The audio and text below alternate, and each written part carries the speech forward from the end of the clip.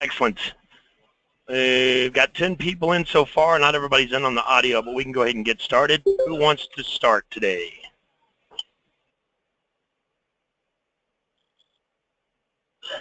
Anybody got a bid they want to work on or a question? Hey, John, this is Henry. I sent you an email with the solicitation number. Alrighty.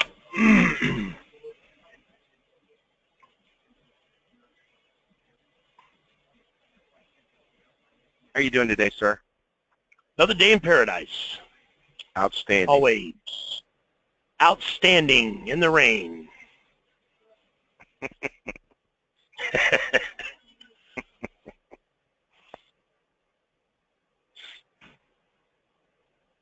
Okay.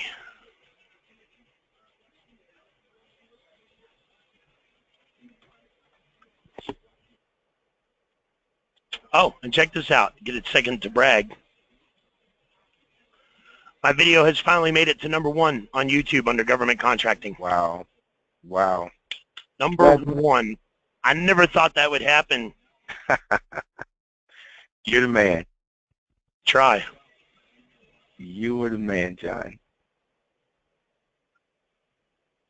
Forklift lease. Yes, sir. All right. It is due December 21st. There is no set aside. Let's start with whatever questions you have. Well, that was my first question. Is it, it's not a set aside. What's the is it worth me my time going at it with everybody in the mix? Well, being that it's not a small business set aside, that means the actual manufacturer or the manufacturer's distribution system can bid on it.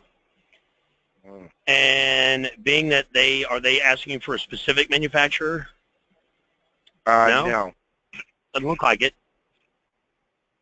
So, I mean, imagine it this way. If it was a specific manufacturer, then only that manufacturer and that manufacturer's distributors would be able to bid on it. And, of course, the distributors are going to get mad if anybody else is brokering it, so the manufacturer is not going to give you a decent price so that their distribution links can actually get the deal. And in this case, it's not a specific manufacturer, which means any manufacturer and any manufacturer's reps could bid on it. So I would say yes and no. #1, it is only one quantity, which means you're going to have less people bidding on it because there's only one, and some people don't bid on it if it's not a multiple quantity.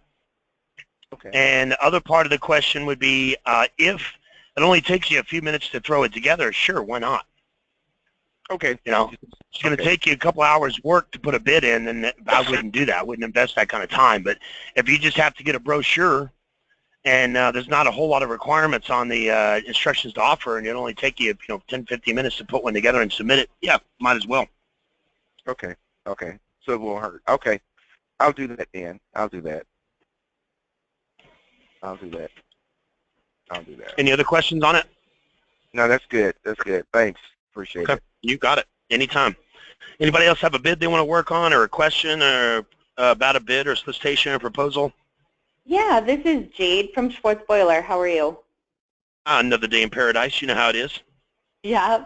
I was just wondering, on the solicitation that I sent you earlier, my question is, it is a set-aside HubZone contract, which we are as a prime looking at bidding on it, we are a HubZone, and well over 100% of our employees live here for part of this project.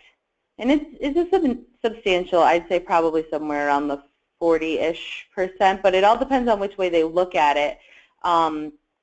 They are a non-HubZone company, but I don't know if, with it being a HubZone set-aside with a 51 percentile, if that is based on labor or if that is based on labor and materials. All right, good question. So we're going to go to the actual solicitation and take a look at it.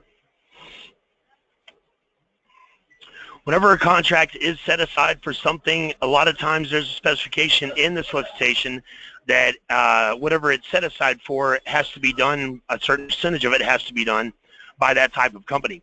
And a lot of times it's 100%. In which case, if you were going to sub it out, you would have to sub it out to a company that does that is also a HubZone vendor. Okay. And you guys are a HubZone vendor. You've registered in that system already, and you're compliant. Correct. Yes, sir. Okay.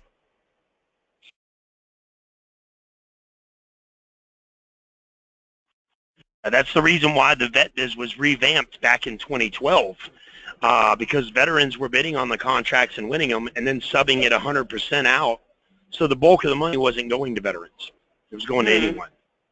And they revamped vet-biz, made it way more difficult so people couldn't cheat the system, and then they changed the rules that it has to be subbed out to a certain percentage, or all the contract has to be subbed out to someone who fulfills that set-aside requirement. Mm-hmm. So this one right here, the dockside repairs. Yep, that's the one. Okay. All right.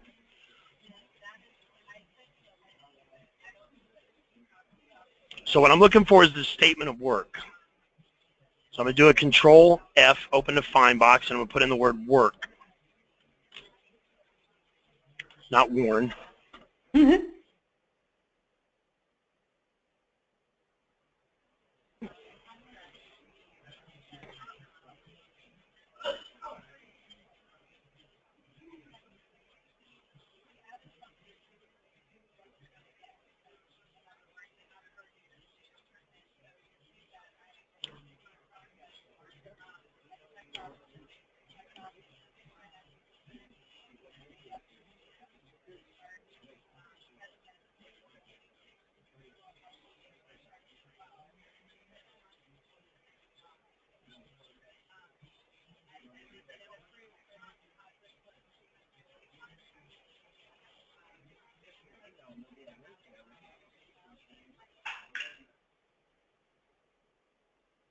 The word work comes up quite a bit.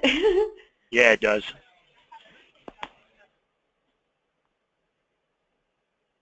All right, so I'm going to try a different approach.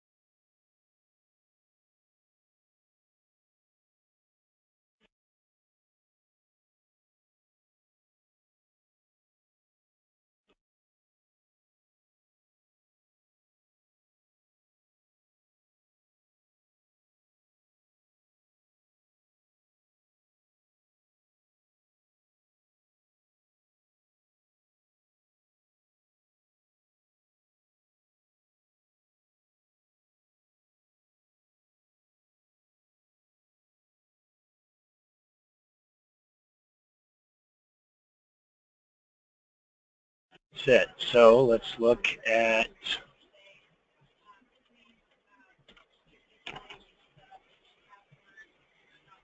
it's not brick and mortar.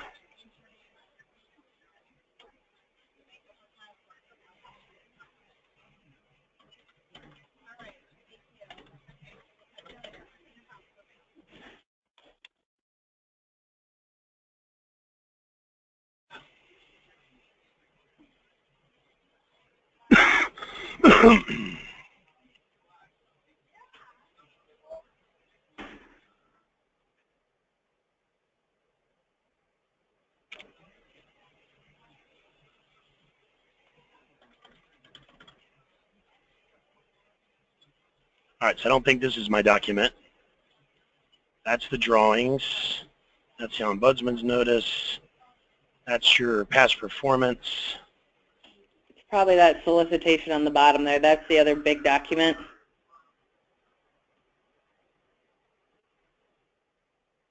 It's got all the FARs in it and everything.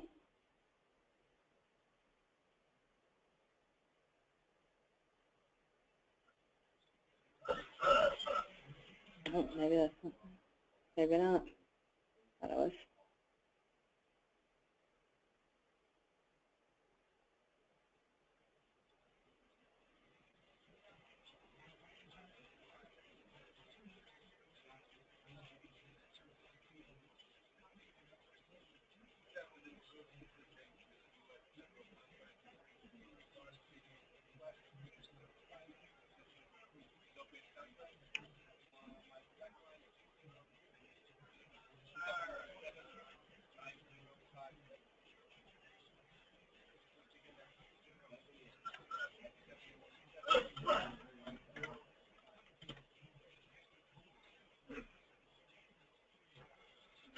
I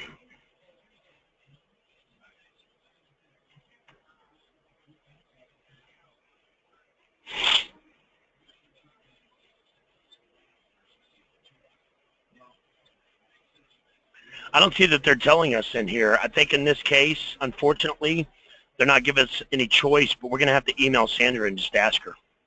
Okay. I can email her, call her, or text her. We've worked with her quite a bit, so. Oh, okay. Awesome. Yeah, I'm not seeing it on any of the equivalent documents where it's showing it, in which case she might not have included it yet. There's no Q&A on here, so it doesn't look like anyone's really asked any questions that she's posted. Yep, on this one, I would just drop her an email. And the way you want to do it is like this. Put in the email address. I refer to purchasing agents by their first name. I don't call them Mr. or Mrs. I've noticed that they tend not want to be called by Mr. or Mrs., and you never know if you're talking to a man or a woman these days anyway. That's so true. And then you put the subject line and the solicitation number in the actual subject line itself. So I paste it here and then cut.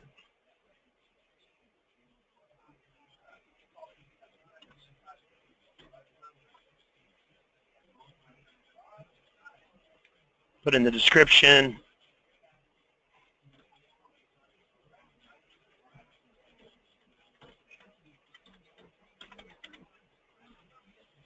And I would just ask the question, don't have any attachments in the email. You don't have to have your email address in it, your company name, none of that stuff, because any of that can get your email blocked. Okay. If you have your website address, you know. Mm-hmm.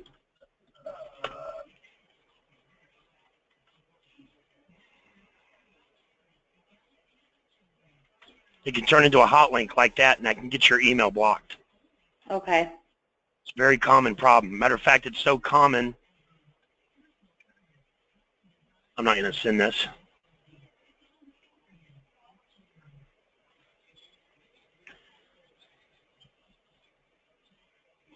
It's such a common problem that I actually wrote an article about it in LinkedIn. If you go to my LinkedIn, go to my articles.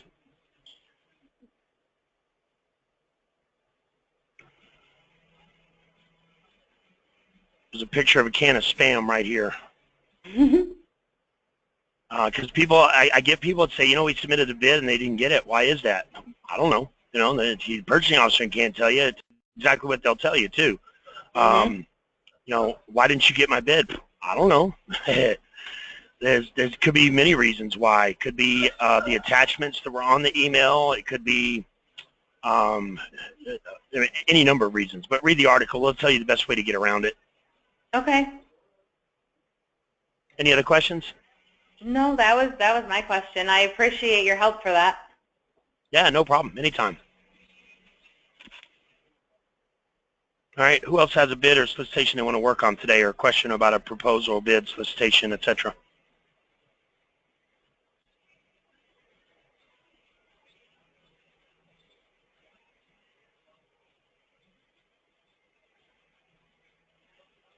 Anyone?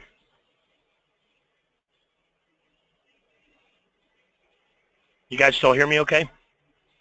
Yeah, we can still hear you. Excellent question. So past performance, that's the old catch-22. That's the old, you know, I'm afraid they won't give me a contract because I don't have any past performance, and I can't get any past performance because they won't give me a contract. And this wouldn't be the first time we've dealt with something like this in our lives. Back when we were in you know, kids back in school, and we got old enough to get a job, or we decided to get our job, or our parents told us to go get a job, we had to go out and look for a job with no experience. And there was some people that wouldn't hire us because we didn't have any experience. But we stuck to our guns, and we kept poking our nose out there and looking for a job and submitting resumes, and eventually someone hired us. And then we used that as our experience for future jobs. This system's a little different, though. You'll notice on small business set-asides, when you're reading the evaluation phase of the instructions to offer, you'll notice on small business set-asides, it states that your technical proposal is the most important factor. Your past performance is the second most important factor, and your price is third. So price on small business set-asides it's never about who's the cheapest. It's about who has the best solution. If you have the best solution and you have no experience and your price is the highest, they don't care. They're going to hire you because you have the best solution, the best technical proposal, and that's the most important factor. If you have the same solution as the next guy and he has past performance and you don't, but you have a lower price than him, the past performance can still trump the price unless it's extremely high. If he doesn't have any past performance, you don't have any past performance, but you have the best price, you're going to win it over price. Now, can you only list federal government past performance? No. That's a very confusing thing. A lot of people would assume you can only list federal government past performance, but that's not the case. If you've ever done federal government work as a subcontractor, subcontract work counts as past performance. If you've ever done any state or local government contract work as a prime or as a sub, that can count. If you have no government experience whatsoever, list what experience you do have. Residential, commercial, industrial, whatever you've got, list something. Because when they typically ask you for past performance, they're asking you for something that is similar in size, scale, and fashion. So they want a contract that's as close to the one that they're, past performance for something that's as close to the one that you're actually bidding on as possible. But, not everybody bidding is going to have past performance. So, and if it's a small business set aside, your big boys with all the experience can't bid on it anyway. When it comes to references, like that last contract asked for past performance references. If you're a startup company and you're brand new and you don't have references, use anyone. Use me. I've given my name out as a reference. Matter of fact, I just gave it out today to another client. I've given my name out for a reference well over 3,000 times since I've been here, and not once have I had somebody actually call me and follow up on the reference. So references are rarely used. Past performance, yeah, they will double check your past performance if you have some, but if not, a lot of times you'll notice also in the synopsis it says that if you don't have past performance, you're going to be labeled as what is it? It's not a plus or a minus. It's neutral. You're labeled as neutral. So it's not going to hurt you, but it's not helping you. Does that make sense? Absolutely. Okay. Good question, though. So, yeah, use whatever you can for past performance, and if you need references, you can use me. Not a problem. I would just let me know ahead of time, so if they do call, I know what it's about. All right. Thank you. I had a guy who won a contract, and the past performance that he used was some job he did back when he was in college for a what do you call it? It was a day labor place. He got hired to do work sweeping floors at Raytheon, and the purchasing agent didn't ask him what exactly the work was. They just said, "Do you have any past performance?" He said, "Yeah, I was a subcontractor for Raytheon back in 2000 or whatever, 1988 or whatever it was." And purchasing agent never questioned him what the work was. He's just sweeping floors, but that's still considered a subcontractor to a prime. All right. Any other questions? Anybody else got a bid or proposal you want to work on?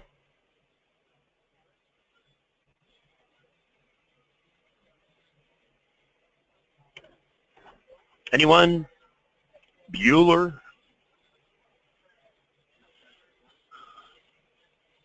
John, Kelly, I do have another question about HubZone. Is it equal if you live or your business is in the HubZone, or both? HubZone requirements are actually both. Your business has to be located in the HubZone. Your primary business has to be located in a HubZone, and 35% of your employees must reside in a HubZone. Now, what does that mean if it's just you? If you have no employees, then your house has to be in a HubZone and your office has to be in a HubZone. So if you work out of your house and it's in a HubZone, you're good. As you hire people, make sure you maintain that 35%. This is the HubZone requirements right here. 51% owned by a U.S. citizen. Got to be a small business. Primary location has to be in a HubZone. 35% of the employees must reside in a HubZone. Can't have been declined or decertified from the HubZone program within 1 year of that date of application. There was. I was kind of searching, and it's a little confusing when you put an address as to whether or not it's actually considered a hub zone. Well, they kicked another 600 people out of the program for not keeping their 35% of their employees living in that rule. They just kicked them out of the program for not staying compliant. As far as how to search it, you go to the HubZone map. It's on G.S.A's website. Put in your physical address. You want me to search it for you?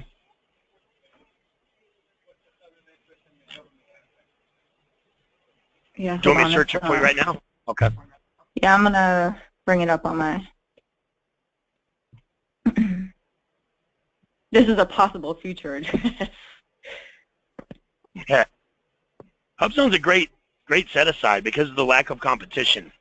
Now you look at your small business set aside's good, but all small businesses can go after that. The minority, women, and veteran set aside is 5%, but there's a lot of competition in those, especially for minorities and women. Your HubZone, it's only 3%, but we're talking 3% of the entire federal budget. And there's only 4,100 people that can share that 3%. Same thing as 8A. That's why 8A is so powerful, because of the lack of competition. And that's why in FBO,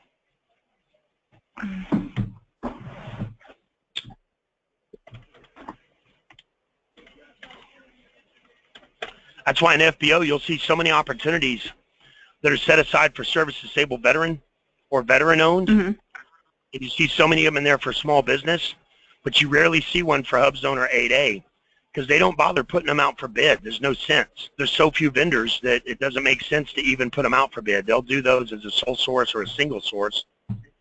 And you can see that when you go into FPDS.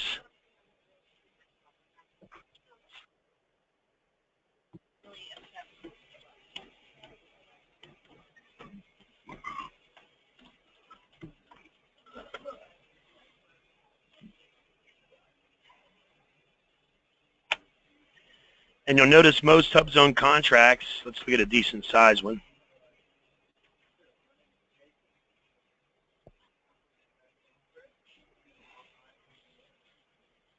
There was actually 5 bidders on that one because it was such a large contract.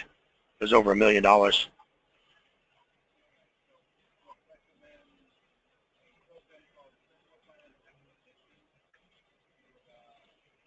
one's over 200,000.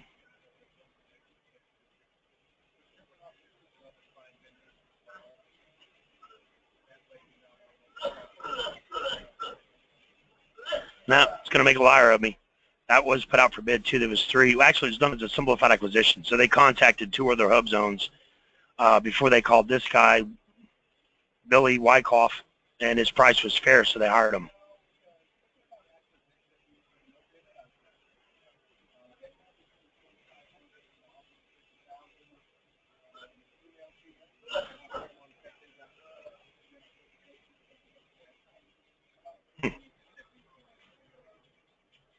Most HubZone contracts I see and most 8A contracts I see that go out are sole source or single sourced. So they're just calling and getting one quote, and that's it. Good question, though. Anybody else have any questions? Anybody else got a bid they want to work on, etc.?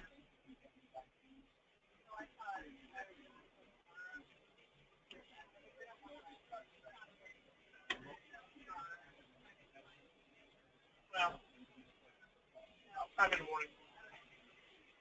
Definitely excited, Rod. I know. Anybody else have any questions? Anybody else have a bid or solicitation they want to work on?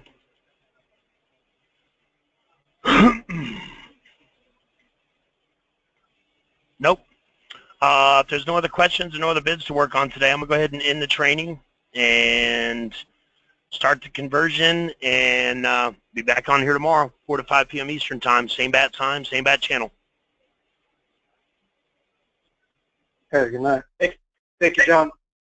Yes, sir.